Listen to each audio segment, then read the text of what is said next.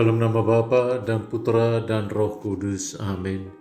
Saudara dan saudari terkasih, selamat jumpa kembali dalam program Gema Paulus, edisi Sabtu 11 April 2026, bersama saya, Pastor Dan Kelau OFM. Injil yang kita dengar pada hari ini diambil dari Injil Markus. Setelah Yesus bangkit dari antara orang mati, pagi-pagi pada hari pertama minggu itu, ia mula-mula menampakkan dirinya kepada Maria Magdalena. Daripadanya Yesus pernah mengusir 7 setan. Lalu Maria Magdalena pergi memberitahukannya kepada mereka yang selalu mengiringi Yesus, dan yang pada waktu itu sedang berkabung dan menangis. Tetapi ketika mereka mendengar bahwa Yesus hidup dan dilihat olehnya, mereka tidak percaya. Sesudah itu Yesus menampakkan diri dalam rupa yang lain kepada 2 orang dari para murid, ketika keduanya dalam perjalanan keluar kota. Ketika mereka kembali dan memberitahukannya kepada teman-teman yang lain, kepada mereka pun teman-teman itu tidak percaya. Akhirnya Yesus menampakkan diri kepada ke-11 murid itu ketika mereka sedang makan. Yesus mencela ketidakpercayaan dan kedegilan hati mereka, oleh karena mereka tidak percaya kepada orang-orang yang telah melihat Dia sesudah kebangkitannya. Lalu Yesus berkata kepada mereka, "Pergilah ke seluruh dunia, beritakanlah Injil kepada segala makhluk." Saudari dan saudara terkasih, pada bagian pertama Injil diceritakan bahwa setelah bangkit dari kematian, Yesus pertama-tama menampakkan diri kepada Maria Magdalena. Ia adalah orang yang sebelumnya pernah dibebaskan dari 7 roh jahat. Peristiwa ini menunjukkan bahwa kasih dan rahmat Tuhan diberikan kepada siapa saja, bahkan kepada mereka yang pernah mengalami masa lalu yang kelam.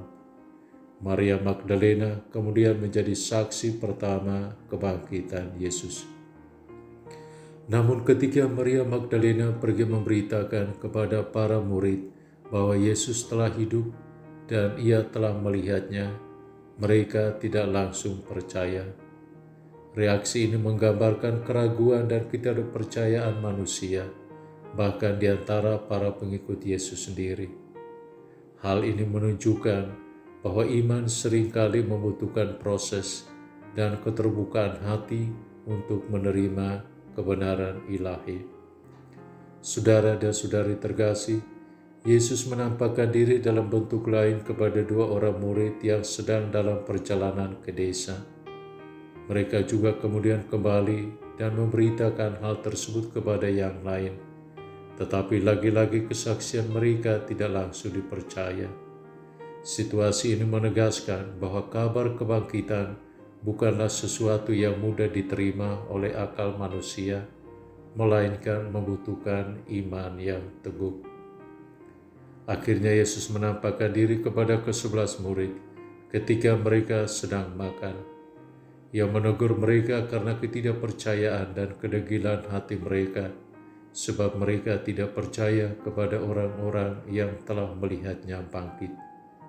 Teguran ini menjadi pelajaran penting bahwa iman harus disertai keterbukaan dan kepercayaan terhadap karya Allah. Saudari dan saudara terkasih, bagian Injil ini ditutup dengan perintah Yesus kepada para murid untuk pergi ke seluruh dunia dan memberitakan Injil kepada segala makhluk. Inilah yang dikenal sebagai amanat perutusan, di mana para murid dipanggil untuk menjadi pewarta kabar keselamatan. Pesan ini juga berlaku bagi semua orang beriman, agar berani bersaksi dan menyebarkan kabar sukacita tentang kebangkitan Kristus kepada dunia.